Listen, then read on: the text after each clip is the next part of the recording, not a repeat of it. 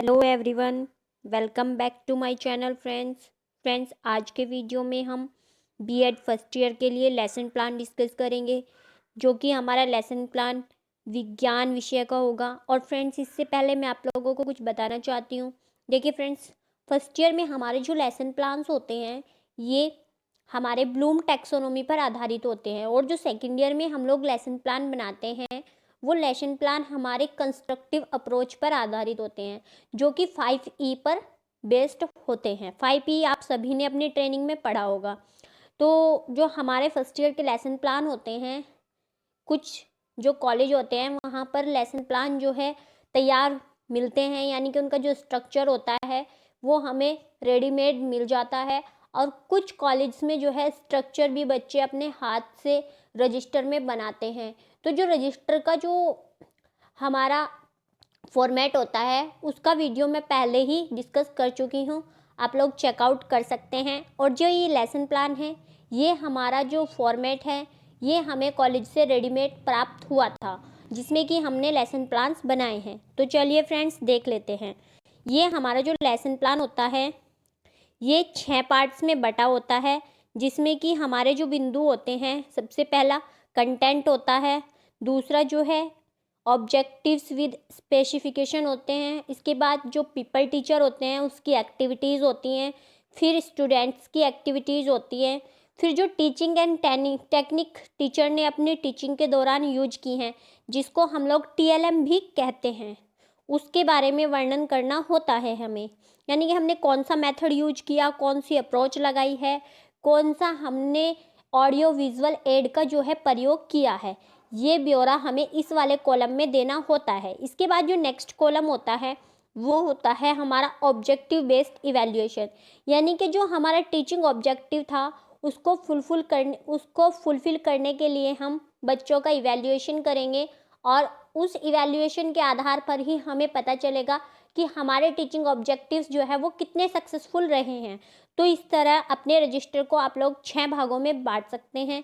इसके पहले हमें एक फ्रंट पेज भी बनाना होता है, जिसमें कि हमें अपने प्रकरण का नाम, डेट, हमारा टाइम पीरियड कितना है, और हमारा सब्जेक्ट कौन सा है, सब सब्जेक्ट कौन सा है, टॉपिक कौन सा है, सब टॉपिक कौन सा है, और हमारे जो जनरल ऑब्जेक्टिव्स होते हैं जैसे कि नॉलेज, अंडरस्टैंडिंग और एप्लीकेशन, इन तीनों के बारे में 3 चीज़ें लिखनी होती हैं। तो हमारा जो नॉलेज का ऑब्जेक्टिव होता है उसमें हम ऐसे लिखेंगे कि छात्र हमारे प्रकरण के विषय में जो है प्रत्यास्मरण कर सकेंगे, और जो हमारा अंडरस्टैंडिंग का होगा कि छात्र जो है हमारे प्रकरण को समझ सकेंगे, और जो एप्लीकेशन का होगा वो छात्र उसको प्रयोग कर सकेंगे। ऐसा भी हम लिख सकते हैं। लेकिन जो ये हमारा लेसन प्लान है जो कि हमें तैयार मिला है, इसमें हमें ऑब्जेक्टिव्स जो हैं नॉलेज, एप्लीकेशन, एप्टीट्यूड सब इसी में मेंशन करने हैं, जैसे कि आप लोग देख सकते हैं ये वाला हमारा जो कॉलम है। तो चलिए अब हम इसको स्टार्ट करते हैं और देखते हैं अपना लेसन प्लान। तो इसमें जो सबसे पहला पॉइंट आता है वो आता है पूर्व ज्ञान पर आधारित प्रश्न, यानी कि हमारी जो प्रीवियस नॉलेज है उस पर आधारित प्रश्न। ये हमारा क्या है, ये हमारा शिक्षण बिंदु है, और इसका जो ऑब्जेक्टिव रहेगा वो रहेगा ज्ञान, यानी कि नॉलेज, और छात्र अपने पूर्व ज्ञान का प्रत्यास्मरण कर सकेंगे। नेक्स्ट जो पॉइंट रहेगा वो रहेगा प्रस्तावना, यानी कि इंट्रोडक्शन। इसमें जो आपका पीपल टीचर है वो क्वेश्चनिंग करेगा, और जो पीपल्स हैं वो उनके आंसर देंगे। तो यहाँ पर हम लिखेंगे कि छात्राध्यापिका छात्रों के पूर्व ज्ञान को नवीन ज्ञान से जोड़ने के लिए निम्न प्रश्न पूछेगी, और छात्र अपेक्षित उत्तर देने का प्रयास करेंगे। और इसमें जो मेथड लगेगा वो लगेगा क्वेश्चनेयर मेथड, यानी कि प्रश्नोत्तर विधि। तो सबसे पहला प्रश्न जो पूछा है वो ये है कि आपके घरों में कौन कौन से वाहन हैं। छात्र जो जो उनके घर में वाहन होंगे, जैसे साइकिल, मोटरसाइकिल, कार, बस, ट्रक, ये आंसर देंगे। फिर कार्स में से क्या निकलता है, तो कार से धुआं निकलता है। धुएं का रंग कैसा होता है, तो जो हमारा धुआं होता है उसका रंग काला होता है, और धुएं का काला रंग जो है किन कारणों से होता है, ये हमारा समस्यात्मक प्रश्न होता है। कुछ कॉलेज में यहाँ पर समस्यात्मक प्रश्न लिखवाते हैं, तो ये भी आप मेंशन कर सकते हैं, जिसमें कि छात्र जो है वो संभावित उत्तर देने का प्रयास करेंगे। इसके बाद जो है टीचर अपना जो स्टेटमेंट ऑफ एम है जिसको हम उद्देश्य कथन कहते हैं, वो अपना बच्चों से डिस्कस कर देगी। तो इसमें हम अपना नेक्स्ट पॉइंट डालेंगे, जो हमारा टीचिंग पॉइंट होगा वो होगा कार्बन एवं कार्बन के गुण। और नेक्स्ट जो होगा ये होगा रुचि। छात्र कार्बन के नवीन ज्ञान के प्रति रुचि ले सकेंगे। और इसमें उद्देश्य कथन पीपल टीचर कहेगा कि आज हम जो है वो कार्बन के विषय में अध्ययन करेंगे, और छात्र जो है वो अटेंटिव होंगे, यानी कि उद्देश्य पर केंद्रित होंगे, यानी कि क्यूरियस होंगे। इसके बाद नेक्स्ट पॉइंट हमारा जो आता है वो आता है ज्ञान। तो इसमें जो है छात्र कार्बन को परिभाषित कर सकेंगे, यानी कि ये किससे संबंधित है, ये रिकॉल करने से संबंधित है। और इसमें जो फिर पॉइंट आएगा वो आएगा प्रस्तुतिकरण। अब टीचर प्रस्तुतिकरण में भी 2 क्वेश्चन पूछेगा, जिसमें हमारा मेथड जो है वो क्या रहेगा, वो क्वेश्चनर मेथड रहेगा, यानी कि प्रश्नोत्तर विधि रहेगी। इसमें पहला प्रश्न जो है कि पेंसिल द्वारा लिखने पर कौन सा रंग प्राप्त होता है। तो पेंसिल द्वारा लिखने पर हमारा ग्रे ब्लैक, यानी कि काला भूरा रंग प्राप्त होता है। और यह काला रंग किसकी उपस्थिति के कारण होता है। तो छात्र जो है इसमें फिर से संभावित उत्तर देने का प्रयास करेंगे, और कुछ छात्र इसका उत्तर भी देंगे कि ये ग्रेफाइट के कारण होता है। फिर आप अपना नेक्स्ट क्वेश्चन भी पूछ सकते हैं कि ग्रेफाइट किसका शुद्ध रूप है। तो छात्र संभावित उत्तर देने का प्रयास करेंगे, जो कि हमारा समस्यात्मक यानी कि प्रॉब्लमेटिक क्वेश्चन रहेगा। इसके बाद हम अपने क्वेश्चन का जो है वो स्पष्टीकरण देंगे, यानी कि एप्लीकेशन। इसका जो हम एप्लीकेशन छात्रों को करना सिखाएंगे और इसका एक्सप्लेनेशन देंगे। तो स्पष्टीकरण में आप अपना स्पष्टीकरण लिख देंगे, और छात्र जो है उसको अटेंटिवली सुनेंगे। और अगर आपने कोई ऑडियो विजुअल एड प्रयोग किया है तो उसको छात्र देखेंगे भी। तो यहाँ जो आपकी पीपल एक्टिविटीज़ है, इसमें आपने छात्र ध्यानपूर्वक सुनेंगे और देखेंगे, लिख देना है। और यहाँ जो आपका मेथड है वो एक्सप्लेनेशन मेथड, यानी कि व्याख्यान विधि रहेगा। अब आप अपना स्पष्टीकरण देंगे। स्पष्टीकरण में हमने जो लिखा है वो लिखा है कि कार्बन शब्द लैटिन भाषा के कार्बो शब्द से बना है, जिसका अर्थ है कॉल। और कार्बन शब्द का प्रतीक जो है वो सी है, और कार्बन सजीव तथा निर्जीव दोनों रूपों में पाया जाता है। नेक्स्ट जो हमारा पॉइंट है वो है कि कार्बन की उपस्थिति। तो लैंप जलाने पर कांच की चिमनी में जो काला होगा, आंखों में लगाने वाला जो काजल होगा, और पेंसिल में ग्रेफाइट के रूप में जो है वो, और लकड़ी को थोड़ा सा जलने पर प्राप्त काले पदार्थ में कार्बन जो है तत्व के रूप में पाया जाता है। कार्बन एक ऐसा तत्व है जो पेंसिल में लगे ग्रेफाइट में कोमल और हीरे के रूप में अत्यंत कठोर चमक वाला होता है। तो फ्रेंड्स, ये एक स्पष्टीकरण देने के बाद आप छात्रों से एक इवैल्यूएशन क्वेश्चन भी पूछेंगे। देखिए फ्रेंड्स, कुछ कॉलेज में जो है सिमुलेशन या आपकी रियल टीचिंग में 2 एक्सप्लेनेशन करने के लिए कहा जाता है, और कुछ को 3। तो मैंने इसमें 3 स्पष्टीकरण दिए हैं। तो इसमें आप आपका ऑब्जेक्टिव बेस्ड इवैल्यूएशन क्वेश्चन छात्रों से पूछेंगे कि कार्बन का प्रतीक क्या है, यानी कि आपको छात्रों को एक्टिव रखना है, बीच बीच में आपको कुछ ना कुछ पूछते रहना है। तो वही जो है लेसन प्लान में मेंशन किया हुआ है। अब इसके बाद हमारा जो नेक्स्ट पॉइंट आएगा वो फिर से सेकंड एक्सप्लेनेशन के बारे में आएगा। सेकंड एक्सप्लेनेशन में आपने बताना है कि आपका कार्बन से रिलेटेड कौन सा टॉपिक रहेगा, यानी कि कार्बन के सब टॉपिक के रूप में कार्बन के अप्रूफ आप इसमें बात करेंगे कि कार्बन के अप्रूफ क्या होते हैं। और इसमें आपने जो ऑब्जेक्टिव लिखना है वो बौद्ध लिखना है, और छात्र जो है इसमें कार्बन के अप्रूपों की समझ जो है विकसित कर सकेंगे, यानी कि छात्र कार्बन के अप्रूपों को समझ सकेंगे। इसमें प्रस्तुतिकरण में आपने 2 क्वेश्चन पूछने हैं, और इसमें जो आपका टीचिंग लर्निंग मेथड रहेगा वो क्वेश्चनर मेथड रहेगा। फ्रेंड्स, आप यहाँ पे डेमोस्ट्रेशन मेथड भी लिख सकते हैं, अगर आप कुछ चीज़ों का डेमो बच्चों को दिखा रहे हैं, और यहाँ पर एक छोटा सा मिनिएचर जो है वो पेस्ट कर सकते हैं, जिससे कि आपका लेसन प्लान इफेक्टिव रहेगा।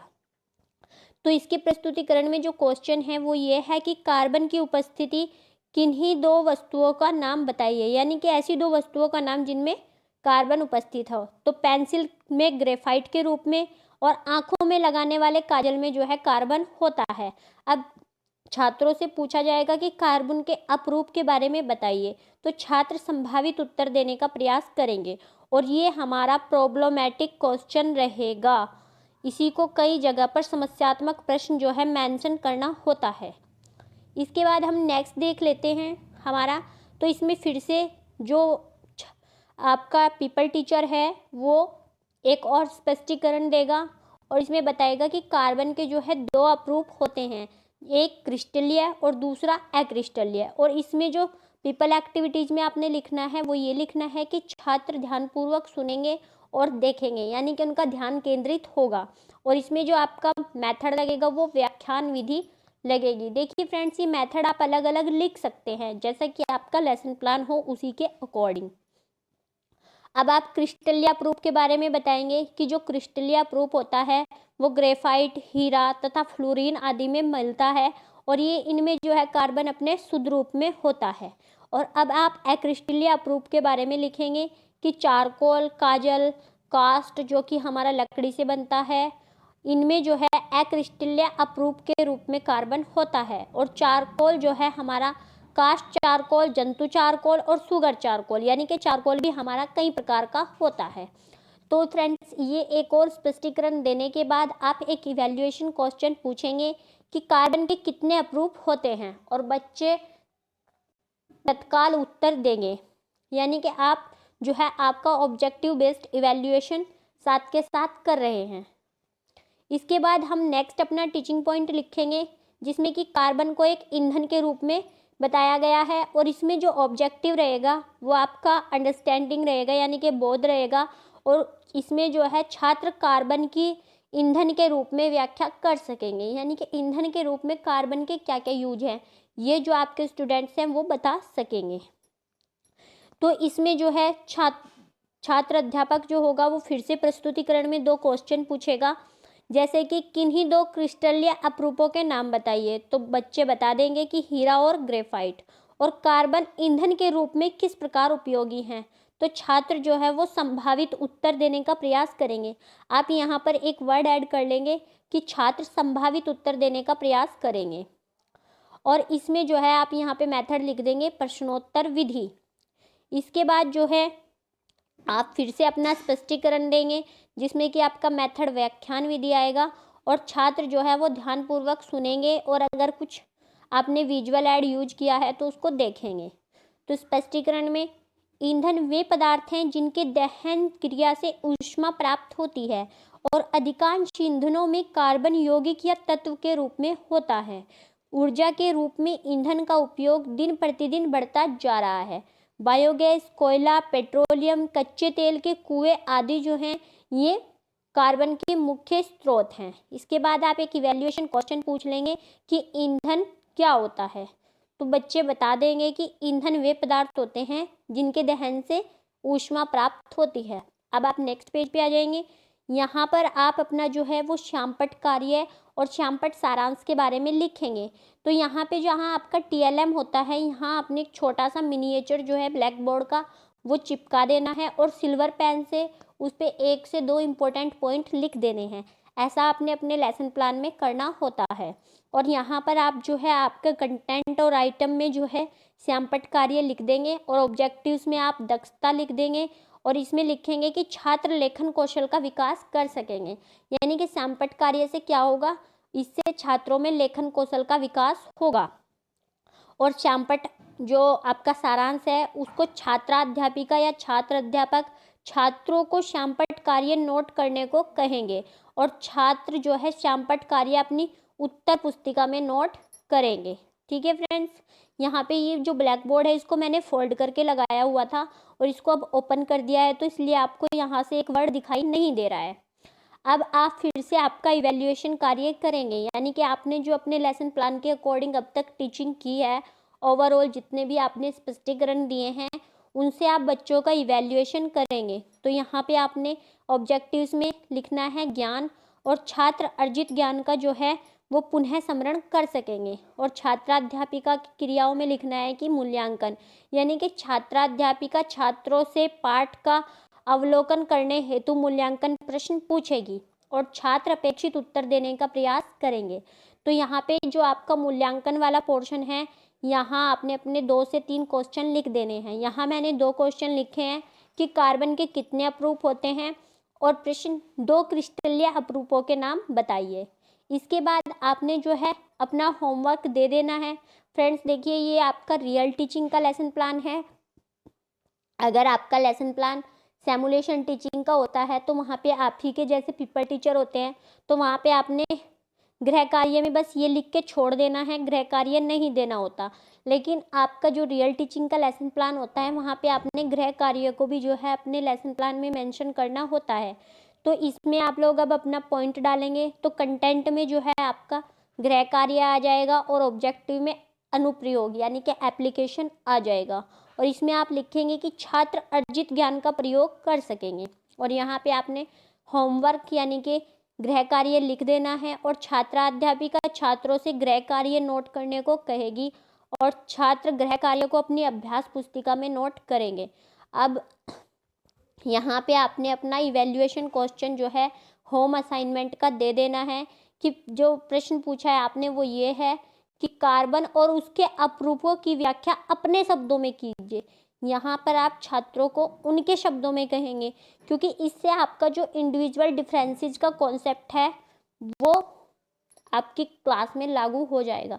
तो फ्रेंड्स, ये एक लेसन प्लान मैंने बहुत डिटेल से आपको समझाने की कोशिश की है। आई होप ये आप लोगों को पसंद आएगा। और अगर आपका कोई फीडबैक, कोई सजेशन इस लेसन प्लान से संबंधित है तो आप कमेंट बॉक्स में अपना कमेंट ड्रॉप कर सकते हैं। Thanks for watching.